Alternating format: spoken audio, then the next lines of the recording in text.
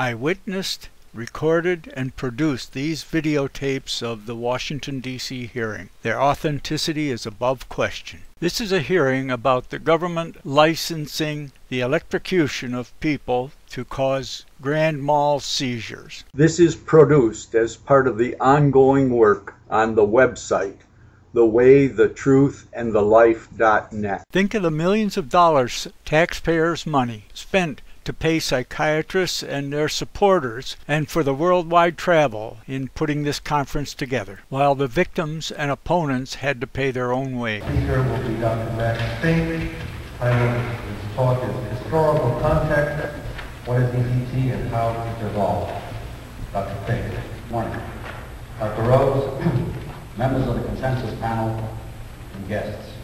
Neurosyphilis was a main cause of insanity in the 19th century.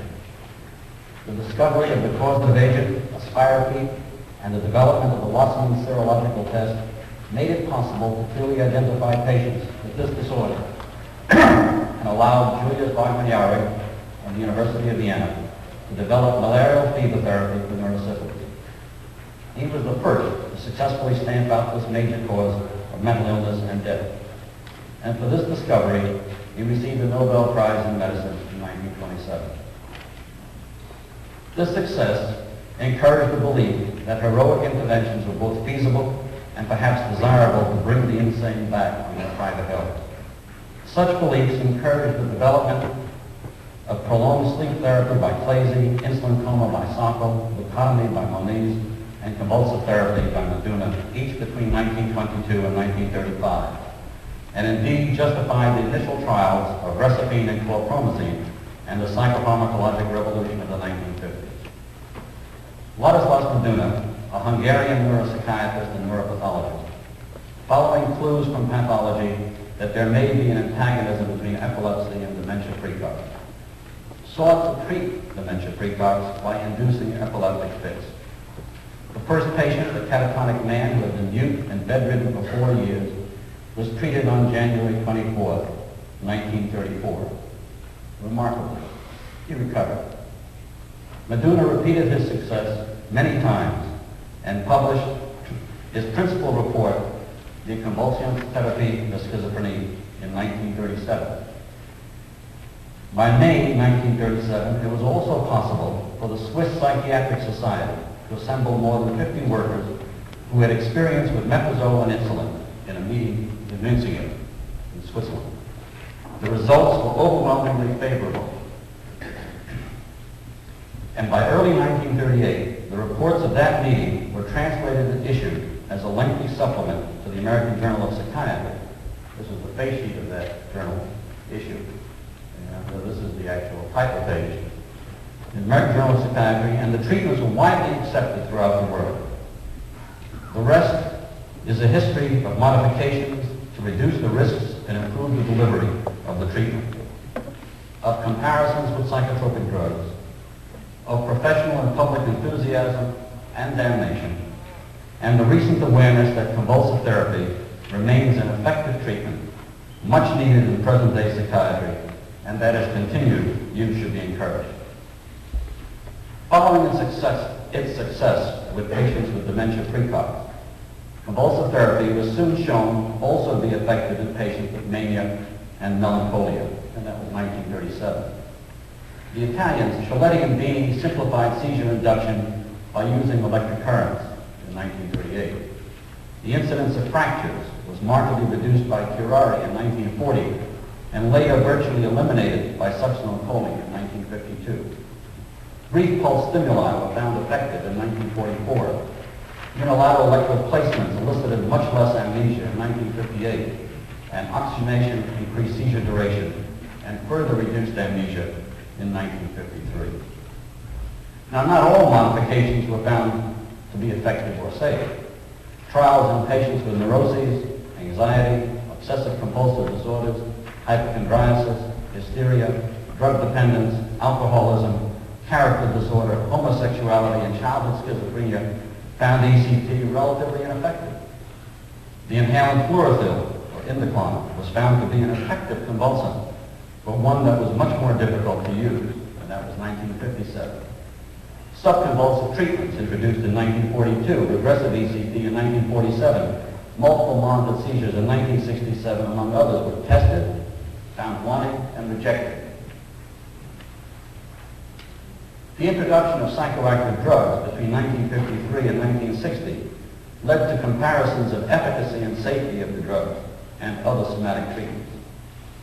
In direct comparisons between insulin coma and psychoactive drugs, 3 such studies published in 1958, the drugs were found to be as effective as the coma treatments, but clearly they were safer, easier to use, and much less expensive. Within 2 years, insulin coma was abandoned. While direct comparisons between lobotomy and psychotropic drugs were not done, the prevailing opinion was that the drugs were as or more effective, and by 1962, lobotomy virtually disappeared as a principal treatment. In comparisons of the drug therapies and ECT, however, the treatments were found to be equally effective in patients with mania and schizophrenia. But in populations of the severely depressed, particularly in the depressed with delusion, ECT was shown to be more effective. This slide is a summary of major studies that have the controls and have some objective evaluation of the outcome. And it shows that if one combines the data as was done for the task force report in 1978, the advantage for ECT versus simulated ECT is considerable, 5 times 10 to the minus fifth. But the most compelling line, of course, is the third one, ECT versus tricyclic antidepressant, where the advantage remains overwhelming. Nevertheless, the drug therapies replaced the use of convulsive therapy in the 1960s. But as more patients were found to fail to improve with conventional drug therapies, with megadoses of drugs, with polypharmacy, and with experimental drugs, physicians again turned to ECT with increased interest after 1967. Now, the initial remarkable success of the convulsive therapies led to a great public and professional enthusiasm that a new era for the mentally ill had finally dawned. During the Second World War, these somatic treatments were widely used to treat the acute psychoses which occurred among military men and veterans. The success of the treatments, their ease of administration, and the many physicians trained in their use during the war led to an explosion of use right after the war period, and to the trials in the many psychiatric conditions which I listed earlier.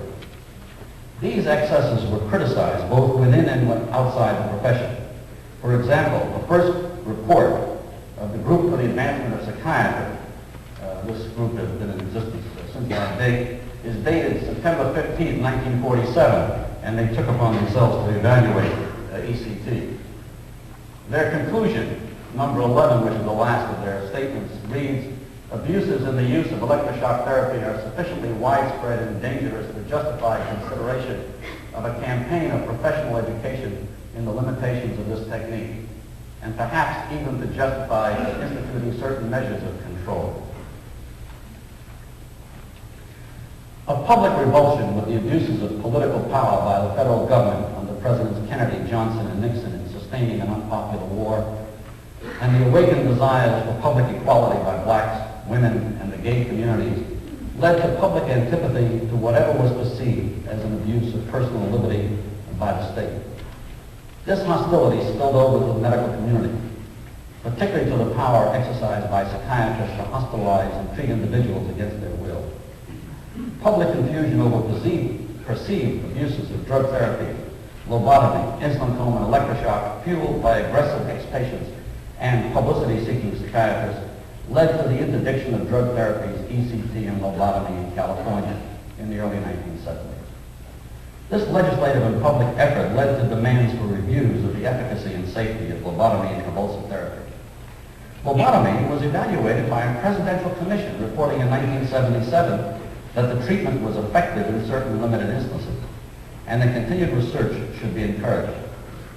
Failure of the commission to consider convulsive therapy in its charge led the American Psychiatric Association to establish its own task force to assess the safety and efficacy of ECT in 1975, and their report was published in 1978, and this, of course, is the cover of that document.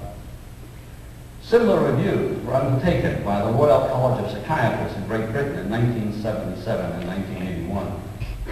1981. Contemporaneous reviews of ECT, this is the cover of the report in 1981 of the Royal College of Psychiatrists report by John Pippard and Les Allen. John Pippard is in the audience.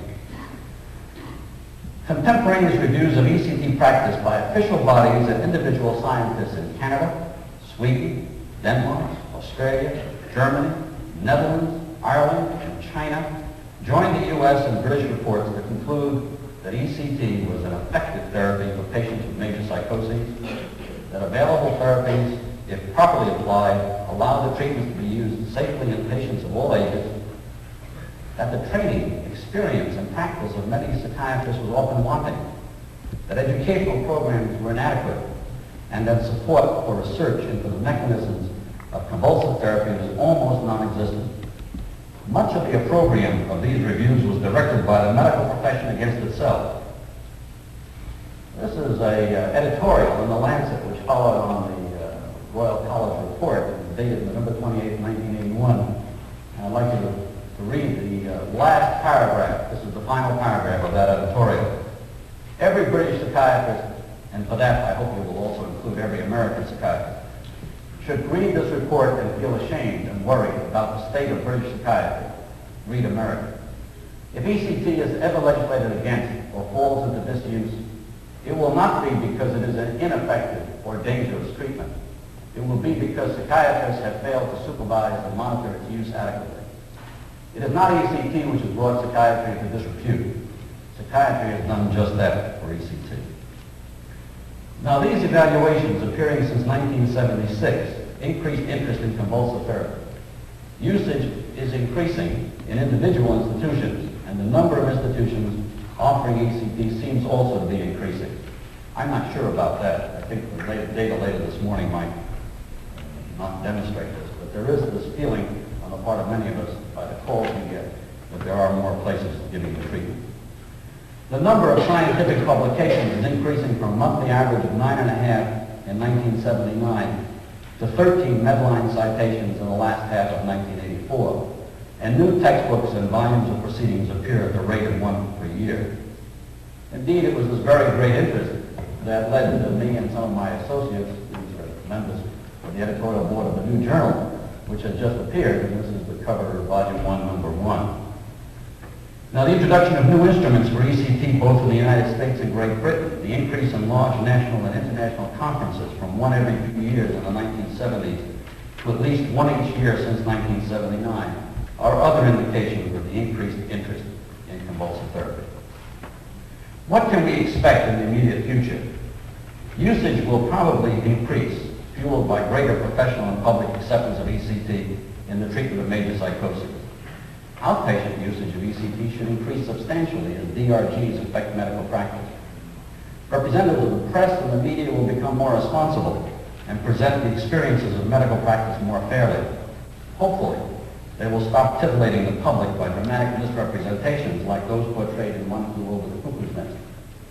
We already have an example of a much more responsible reporting in the recent ABC 2020 report of May 23rd this year, which concluded with a dialogue between the reporter Barbara Walters and the medical editor Tim Johnson that asserted that there was indeed a proper and useful role for ECT in present practice.